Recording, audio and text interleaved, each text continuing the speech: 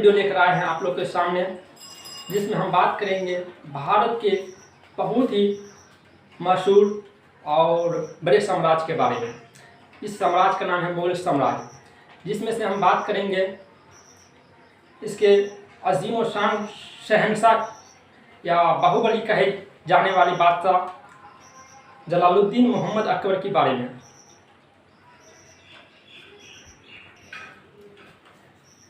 जो अकबर ने भारत के मुगल साम्राज्य का एक अलग ही पहचान बनाया था पूरे विश्व में, और उसके समय मुगल साम्राज्य ही एक अलग मुकाम पर पहुंचा था, जिसकी वजह से आज तक इस साम्राज्य का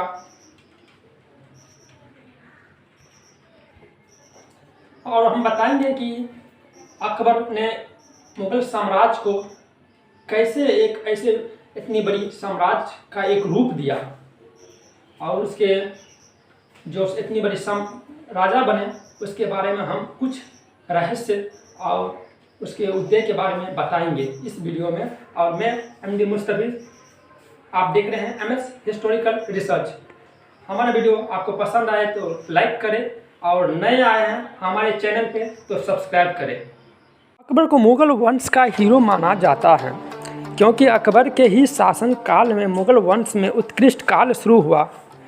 वह एकमात्र ऐसा शासक था जिसमें मुगल साम्राज्य की नींव का संपुष्ट बनाया। लगातार विजय पाने के बाद उसने भारत के अधिकांश भाग को अपने अधीन कर लिया। जो हिस्से उसके शासन में शामिल नहीं थे उन्हें सहायक भाग घोषित किया गया। उसने राजपुत्रों के प्रति भी उदारवादी नीति अपनाई, और इस प्रकार उसने खतरे को कम किया। अब हम बात करेंगे कि अकबर किस वंश से थे। अकबर तैमूरी वंशावली के मुगल वंश का तीसरा शासक था। अकबर को अकबर-ए-आज़म अर्थात अकबर महान शहंशाह अकबर बाहुबली शहंशाह के नाम से भी जाना जाता है। सम्राट अकबर मुगल साम्राज्य के संस्थापक ज़हीरुद्दीन मोहम्मद बाबर का पुत्र और नसीरुद्दीन एवं हमीदा बानो के पुत्र था। बाबर का वंश तैमूर और मंगोल नेता चंगेज खान से संबंधित था, अर्थात उसके वंशज तैमूर रंग के खानदान से थे।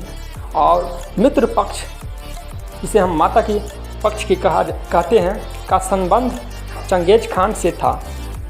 जलालुद्दीन मोहम्मद अकबर का जन्म 15 अक्टूबर 1542 ईस्वी में अमरकोट में हुआ था, जो एक राजपुत्र का किला था। अकबर का जन्म पूर्णिमा के दिन हुआ था, इसलिए उनका नाम बदरुद्दीन मोहम्मद अकबर रखा गया था।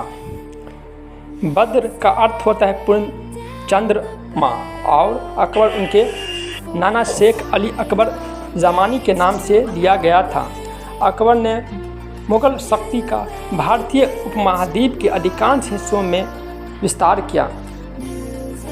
अकबर का शिक्षक अब्दुल लतीफ़ ईरानी विद्वान था। अकबर का राज्याभिषेक 14 फरवरी 1526 ईस्वी को पंजाब के कलनौर में हुआ था। बैरम खान 1556 से 1560 ईस्वी तक अकबर के संरक्षक रहा। पानीपत की दूसरी लड़ाई 1556 ईस्वी को अकबर और हेमू के बीच हुआ। मुगल साम्राज्य में अकबर की दूध माता महामंगा बैरम खान के विरोधी साजिश करती रहती थी। इसी वजह से बैरम खान को हज के लिए आदेश दिया गया, जहां 1561 ईस्वी में इसकी हत्या कर दी गई। हल्दी घाटी का युद्ध मुगल बादशाह अकबर और महाराणा प्रताप के बीच 18 जून 1573 ईस्वी में को लड़ा गया था। अकबर और राणा के बीच यह युद्ध महाभारत युद्ध की तरह विषकारी युद्ध हुआ था। ऐसा माना जाता है कि इस युद्ध में न तो अकबर जीत सका, न ही राणा हारे। मुगल के पास सैन्य शक्ति अधिक थी, तो राणा के पास जुझारू शक्ति की कोई कमी नहीं थी। उन्होंने आखिरी समय तक अकबर से सांझी की बात स्वीकार नहीं की और मान सम्मान के साथ जीवन व्यतीत करते हुए लड़ाई लड़ते रहे। अकबर के सेनापति का नाम मान सिंह था, जो एक राजपूत घराने के थे। अकबर का एक नया नीति था कि राजपूत को साथ ही लड़ाया करते थे। उसके सेनापति मान सिंह था जो एक राजपूत था और राणा प्रताप भी एक राजपूत था।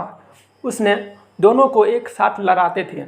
उसका यही नीति भारत में एक अलग तरकीब से शासन करने में मदद किया था।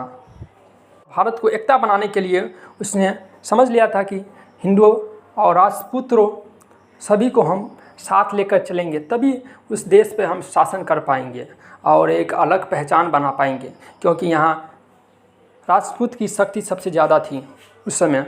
और गुजरात विजय के दौरान अकबर पुर्तगालियों से मिला और यहीं उसे पहली बार समुद्र देखा। उसने हिंदू मुस्लिम संप्रदाय के बीच की दूरी कम करने के लिए दीन-ए-इलाही नामक धर्म की स्थापना की, जिसमें सभी धर्म को एक समान ओहदा दिया गया। सभी धर्म को समान दिया गया, किसी धर्म को बढ़ावा नहीं दिया गया।